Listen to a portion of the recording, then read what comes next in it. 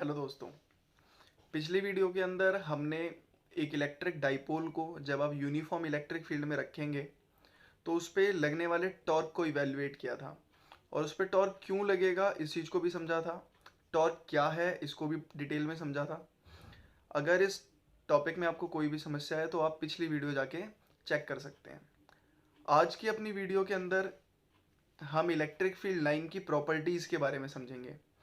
ये ऐसे ही प्रॉपर्टीज़ आपने पहले भी कई बार पढ़ी होंगी। पहले कहाँ पर पढ़ी होंगी, किस तरह की फील्ड लाइन के बारे में पढ़ा होगा? तो क्लास 10th के अंदर जो आपका चैप्टर था magnetic effect of electric current, उसमें आपने मैग्नेटिक फील्ड लाइन की प्रॉपर्टीज़ पढ़ी थी। नहीं याद तो कोई बात नहीं, जब इनको पढ़ा रहा हूँ तो सब याद आ जाएगा। क्लास 11th के अंदर आपने फ्लूइड चैप्टर पढ़ा। फ्लूइड के अंदर टाइप्स ऑफ फ्लो पढ़े थे, स्ट्रीमलाइन, टर्बुलेंट, लैमिनार। अब उसमें स्ट्रीमलाइन की प्रॉपर्टीज़ पढ़ी थी। तो कुछ कुछ वैसी ही प्रॉपर्टीज़ के बारे में हम अब देखने जा रहे हैं। इलेक्ट्रिक फील्ड लाइन के बारे में जिसने सबसे पहले इंट्रोड्यूस कराया था हमें, वो थे माइकल फैराडे। इलेक्ट्रिक फील्ड ही नहीं, मैग्नेटिक फील्ड लाइन के बारे में भी बताने वाले यही थे। तो एक एक करके इनकी प्रॉपर्टीज़ को समझते हैं। डायरेक्टली तो प्रॉपर्टीज़ 12th क्लास में पूछी नहीं जाती, हाँ, पर इनका यूज़ और टॉपिक को समझने के लिए जो एक समझ बनाने का काम करता है वो ज़रूर करेगा ये टॉपिक आपका। तो आओ पहले देखते हैं कि इलेक्ट्रिक फील्ड लाइन है क्या। इलेक्ट्रिक फील्ड लाइन जो है ये एक इमेजिनरी कंसेप्ट है। वैसे तो इलेक्ट्रिक फील्ड लाइन जैसा कुछ भी नहीं होता, पर इलेक्ट्रिक फील्ड को ही और अच्छे से समझने के लिए हमने फील्ड लाइन का कंसेप्ट तैयार किया है। तो ये थी आपकी इलेक्ट्रिक फील्ड लाइन। इसकी डेफिनेशन देखो। डेफिनेशन के अंदर जो मैंने लिख रखा है वो ये है कि curve along which a small positive charge would tend to move when free to do so. मतलब अगर आप किसी इलेक्ट्रिक फील्ड के अंदर एक यूनिट पॉजिटिव चार्ज को रख देते हो तो जिस पाथ को फॉलो करते हुए वो मूव करेगा वो एक इलेक्ट्रिक फील्ड लाइन को रिप्रेजेंट करेगा। ये बस समझने के लिए बता रखा है। अब इनकी प्रॉपर्टीज देखते हैं एक एक करके। पहली प्रॉपर्टी जो आपको दिख रही होगी वो है इलेक्ट्रिक फील्ड लाइन स्टार्ट होती है पॉजिटिव चार्ज से और एंड होती है नेगेटिव चार्ज में। ध्यान रखने वाली बात है कि पॉजिटिव चार्ज से निकलेंगी और ख़त्म हो जाएंगी, टर्मिनेट हो जाएंगी जाकर नेगेटिव चार्ज में। इसका मतलब क्या है कि ये फील्ड लाइन कभी भी दोबारा घूमकर अपने स्टार्टिंग पॉइंट पर नहीं आएंगी। जब तक इन्हें नेगेटिव चार्ज नहीं मिलेगा ये टिल इन्फिनिटी ट्रैवल करती रहेंगी। इससे एक और चीज़ जो हमें ऑब्जर्व करनी चाहिए वो ये है कि इलेक्ट्रिक फील्ड लाइन कभी भी क्लोज लूप फॉर्म नहीं करेगा। तो क्या कोई ऐसी फील्ड है जो क्लोज लूप फॉर्म करती है? तो जी है, मैग्नेटिक फील्ड लाइन जो है वो क्लोज लूप फॉर्म करती है। मैग्नेटिक फील्ड की जब आपने डायरेक्शन पढ़ी होगी तो ये पढ़ा होगा कि ये नॉर्थ पोल से निकलती हैं और साउथ में एंटर करती हैं और ये काम होता है आउटसाइड द मैग्नेट। मैग्नेट के अंदर ये साउथ से नॉर्थ की तरफ ट्रैवल करती हैं। मतलब अगर आप किसी भी फील्ड लाइन को ऑब्जर्व करो तो एक कंप्लीट क्लोज लूप बनाती है। इलेक्ट्रिक फील्ड लाइन के साथ ऐसा नहीं होता, ये पॉजिटिव से निकलती हैं और नेगेटिव में जाके टर्मिनेट हो जाती हैं। तो ये कभी भी क्लोज लूप फॉर्म नहीं कर सकते। सेकेंड पॉइंट देखते हैं। सेकेंड पॉइंट बहुत ही सिंपल है कि इलेक्ट्रिक फील्ड लाइन जो है वो स्मूथ कर्व होती हैं। Smooth curve without any break. मतलब और विदाउट एनी ब्रेक कहने का सेंस क्या है कि बीच में से कहीं से टूटी नहीं होंगी, और वो तो हमें वैसे भी पता है कि नहीं टूटी होंगी। क्योंकि अगर कहीं से आपकी इलेक्ट्रिक फील्ड लाइन टूटी है तो इसका मतलब ये है कि उस पर्टिकुलर पॉइंट पे इलेक्ट्रिक फील्ड नहीं है। तो ऐसा नहीं हो सकता कि इलेक्ट्रिक फील्ड इधर से आ रही है, बीच में गायब हो गई, फिर आगे बन गई। अब हो सकता है जिन्हें नॉलेज हो अभी आगे के टॉपिक्स की वो बोले कि जी ऐसा होता है। अगर आप उस इलेक्ट्रिक फील्ड लाइन के अंदर एक कंडक्टर रख दो तो ये तो आपने कंडीशन अप्लाई कर दी, बिना किसी कंडीशन को अप्लाई किए इलेक्ट्रिक फील्ड लाइन ऐसे चल रही है और बीच में गायब हो जाए, ब्रेक हो जाए और दोबारा स्टार्ट हो जाए, ये प्रैक्टिकली पॉसिबल नहीं है। हाँ, लेकिन जो बात है वो ध्यान में रखने वाली ये है कि कंडक्टर के अंदर इलेक्ट्रिक फील्ड जरूर जीरो होगी। अपने थर्ड पॉइंट की तरफ बढ़ते हैं। थर्ड पॉइंट आपसे कह रहा है कि the tangent to the line of force at any point gives the direction of electric field at that point. अब ये स्मूथ कर्व है। कर्व है मतलब कि electric field line particularly continuously अपनी डायरेक्शन को चेंज कर रही है। पहले ये ऊपर जाने की कोशिश कर रही थी, अब ये इधर इधर और अब ये राइट साइड में मूव होती जा रही है और आगे जाके शायद इसकी डायरेक्शन नीचे की तरफ भी हो जाए। तो क्योंकि अभी अपनी डायरेक्शन चेंज कर रही है और हमें किसी भी पर्टिकुलर पॉइंट पर इसकी डायरेक्शन निकालनी है, तो आप कैसे करोगे? उस पॉइंट पे डायरेक्शन निकालने के लिए आप उस पॉइंट पर कर्व पे एक टेंजेंट ड्रॉ करो। टेंजेंट आपको पता है क्या होती है? स्पर्श रेखा जो किसी कर्व को एक पर्टिकुलर पॉइंट पर टच करते हुए स्ट्रेट निकल जाए। तो किसी भी पॉइंट पर ड्रॉ किया हुआ टेंजेंट आपको इलेक्ट्रिक फील्ड लाइन की डायरेक्शन बताएगा उस पॉइंट पर। उसी पॉइंट पर क्यों? क्योंकि आगे के पॉइंट पर हो सकता है कि उसकी डायरेक्शन वेरी कर जाए। आगे बढ़ते हैं। आगे अगला है हमारा फोर्थ पॉइंट, जो कह रहा है कि no two field lines can intersect each other. मतलब दो फील्ड लाइन कभी भी एक दूसरे को क्रॉस नहीं करेंगी। एक फील्ड लाइन इधर से आ रही है, एक इधर से आ रही है, ये कभी भी एक दूसरे को इंटरसेक्ट नहीं करने वाली। अब इसको समझाने के लिए कि ऐसा क्यों होता है, ये क्यों एक दूसरे को इंटरसेक्ट नहीं करती, तो आओ इनको इंटरसेक्ट कराते हैं और फिर समझते हैं कि ये क्यों नहीं करती। रीजन के अंदर देखो, मैंने दो फील्ड लाइन को इंटरसेक्ट करा रखा है। अब एक फील्ड लाइन का नाम मैंने यहाँ पर E1 लिख दिया और दूसरी फील्ड लाइन का नाम मैंने यहाँ पर E2 लिख दिया। अब अगर ये इंटरसेक्ट कर गई तो होगा क्या? एक पॉइंट आपको दिख रहा होगा A पॉइंट। इस A पॉइंट पर ये दोनों फील्ड लाइन इंटरसेक्ट कर रही हैं, मतलब कि A पॉइंट कॉमन है इन दोनों फील्ड लाइन पर। एक ऐसा पॉइंट है जो E1 पे भी लाई करता है और एक ऐसा पॉइंट है जो E2 पे भी लाई करता है। अगर मैं ए पॉइंट पर इलेक्ट्रिक फील्ड की डायरेक्शन देखना चाहूँ तो मैं क्या करूँगा?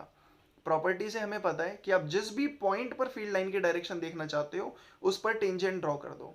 पर उस पर्टिकुलर पॉइंट पे क्योंकि दो कर्व लाई कर रहे हैं तो टेंजेंट भी दोनों कर्व पे ड्रॉ कर सकते हो आप। कहने का सेंस क्या है कि ए पॉइंट पर यहाँ पर दो टेंजेंट ड्रॉ किए जा सकते हैं जो कि आपको दिखाई दे रहे होंगे। अब इलेक्ट्रिक फील्ड लाइन पर ड्रॉ किया हुआ टेंजेंट आपको फील्ड की डायरेक्शन बताता है। अब यहाँ पर क्या है कि दो डिफरेंट डायरेक्शन मिल रही हैं, तो वो मैंने ब्रैकेट के अंदर लिख भी दिया है कि इलेक्ट्रिक फील्ड की एक पर्टिकुलर पॉइंट पे दो डिफरेंट डायरेक्शंस नहीं हो सकती। ये प्रैक्टिकली इम्पॉसिबल है कि इलेक्ट्रिक फील्ड एक पर्टिकुलर पॉइंट पर दो डिफरेंट डायरेक्शंस में जा रही हो। इसलिए ध्यान रखना कि दो इलेक्ट्रिक फील्ड लाइन कभी भी एक दूसरे को इंटरसेक्ट नहीं करेंगी। ठीक वैसे ही जैसे दो स्ट्रीम लाइन एक दूसरे को इंटरसेक्ट नहीं करती और जैसे दो मैग्नेटिक फील्ड लाइन एक दूसरे को इंटरसेक्ट नहीं करती। आओ बढ़ते हैं अपने अगले पॉइंट की तरफ। अगला पॉइंट जो है फिफ्थ, वो ये है कि the line of forces have the tendency to contract lengthwise which explains attraction. इसका क्या सेंस है? तो इसको समझने के लिए ये देखो कि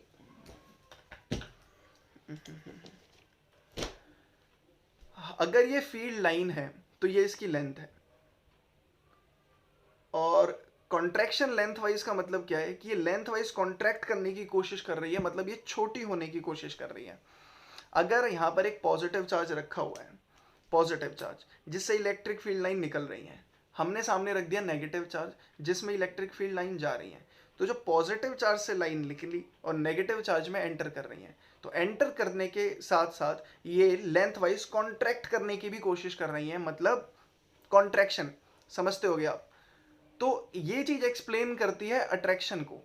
क्यों? क्योंकि पॉजिटिव चार्ज से फील्ड लाइन निकली, नेगेटिव में एंटर कर गई और ये पर्टिकुलर फील्ड लाइन अपने आप को कॉन्ट्रैक्ट कर रही है, छोटा करने की कोशिश कर रही है। अब क्योंकि अपने आप को छोटा करने की कोशिश कर रही है तो इनडायरेक्टली ये पॉजिटिव चार्ज को नेगेटिव चार्ज और नेगेटिव चार्ज को पॉजिटिव चार्ज की तरफ धकेल रही है, और इसी को अट्रैक्शन बोलते हैं। होप समझ में आ गया होगा, पर अगर फिर भी मैं ठीक से एक्सप्लेन नहीं कर पाया तो आप बता देना, मैं अगली वीडियो में केवल इन दोनों पॉइंट को एक्सप्लेन करूंगा। दोनों पॉइंट मतलब दूसरा पॉइंट देखो। दूसरा पॉइंट है कि the line of forces have tendency to expand laterally या फिर साइडवाइज विच एक्सप्लेन्स रिपल्शन। अब इसको भी समझ लेते हैं कि एक पॉजिटिव चार्ज है जो कि इलेक्ट्रिक फील्ड लाइन निकाल रहा है, यहाँ पर भी एक पॉजिटिव चार्ज है, ये भी इलेक्ट्रिक फील्ड लाइन निकाल रहा है, दोनों से फील्ड लाइन निकल रही है। अब मान लो ये मेरी पांचों उंगलियां फील्ड लाइंस हैं किन्हीं दो चार्जेस की। अब जब ये पास आएंगी तो क्या होगा? इनके पास एक ही चाह रहा है कि ये इस तरफ बेंड हो जाए। तो दो पॉजिटिव चार्जेस जब साथ में रखे हुए हैं तो उनकी फील्ड लाइन पास आती हैं और यूं बेंड हो जाती हैं। बेंड होने की वजह से ये एक दूसरे को सामने से फेस नहीं कर रही, साइड वाइज फेस कर रही हैं, साइड वाइज। और इनकी एक प्रॉपर्टी क्या है कि ये साइड वाइज एक्सपेंड होती हैं, मतलब जब ये साइड वाइज एक दूसरे के साथ आ जाएंगी तो ये दूर जाने की कोशिश करेंगी, साइड वाइज एक्सपेंशन होगा इनके अंदर। और ये साइड वाइज एक्सपेंशन जो है यही एक्सप्लेन करता है रिपल्शन को। एक बार फिर से, अगर पॉजिटिव चार्ज है और यहाँ नेगेटिव चार्ज है, फील्ड लाइन निकली और नेगेटिव में एंटर कर गई, ये जो फील्ड लाइन है ये अपने आप को कॉन्ट्रैक्ट करने की, अपने आप को कॉन्ट्रैक्ट करने की कोशिश कर रही है। अब कॉन्ट्रैक्ट का हिंदी वर्ड मुझे मिल नहीं रहा इस टाइम पे, तो जिसकी वजह से पॉजिटिव चार्ज और नेगेटिव चार्ज एक दूसरे की तरफ खींचे चले जा रहे हैं। हाँ, अगर यहाँ पर पॉजिटिव चार्ज है और इधर भी पॉजिटिव ही चार्ज है, जिनसे फील्ड लाइन निकली और फील्ड लाइन फिर एक दूसरे को फेस करती हैं साइड वाइज, मतलब एक दूसरे की साइड देखती हैं, और प्रॉपर्टी है कि साइड वाइज जब भी आएंगी तो एक्सपेंड करेंगे, साइड वाइज एक दूसरे से दूर जाने की कोशिश करेंगी, जिसकी वजह से पॉजिटिव चार्ज और पॉजिटिव चार्ज एक दूसरे को धकेलेंगे, मतलब रिपेल करेंगे। होप आपको समझ में आ गया होगा, नहीं आया तो आप बिंदास कमेंट में मेंशन कर सकते हो। बढ़ते हैं अपनी अगली प्रॉपर्टी की ओर, जो कि है 8th, और अभी के लिए मैंने लास्ट प्रॉपर्टी लिख रखी है कि electric field line are the measure of strength of field line. Electric field आएगा वहाँ पे, फील्ड लाइन नहीं आएगा, मैं काट के सही कर दूंगा। Electric field line are the measure of strength of electric field, मतलब किसी पर्टिकुलर एरिया के अंदर इलेक्ट्रिक फील्ड लाइन जितनी ज़्यादा होंगी वहाँ पर इलेक्ट्रिक फील्ड की स्ट्रेंथ उतनी ज़्यादा होगी, और फील्ड लाइन जितनी कम होंगी उनकी स्ट्रेंथ उतनी कम होगी। या फिर कह लो कि इलेक्ट्रिक फील्ड लाइन एक दूसरे से जितनी क्लोज होंगी, पहला पॉइंट देखो, जितनी एक दूसरे से क्लोज होंगी मतलब वहाँ पे फील्ड लाइन उतनी स्ट्रांग है, और जितनी जितनी फार होंगी उतनी वहाँ पर फील्ड वीक है। इसको समझाने के लिए मैंने एक पॉजिटिव चार्ज देखो लेफ्ट साइड के अंदर बना रखा है।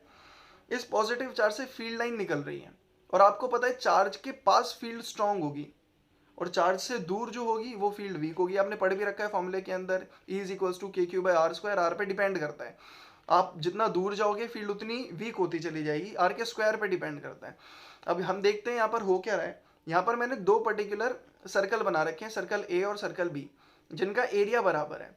बस फर्क क्या है कि एक को मैंने चार्ज के पास रखा हुआ है और दूसरे को मैंने चार्ज से दूर रखा हुआ है।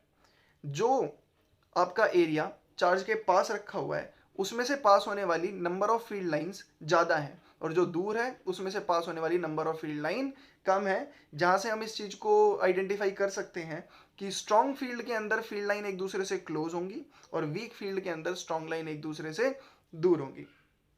ठीक है, और इसी में सेकेंड पॉइंट लिखा हुआ है हमने कि इलेक्ट्रिक फील्ड लाइन जो होती हैं, अगर इलेक्ट्रिक फील्ड आपकी यूनिफॉर्म है तो पैरेलल होती हैं। और कितनी ऑब्वियस सी बात है कि इलेक्ट्रिक फील्ड लाइन यूनिफॉर्म है, मतलब अगर कहीं पे चेंज नहीं हो रही तो इसका सीधा सीधा मतलब यह है कि फील्ड लाइन के बीच का जो डिस्टेंस है वो भी वेरी नहीं कर रहा।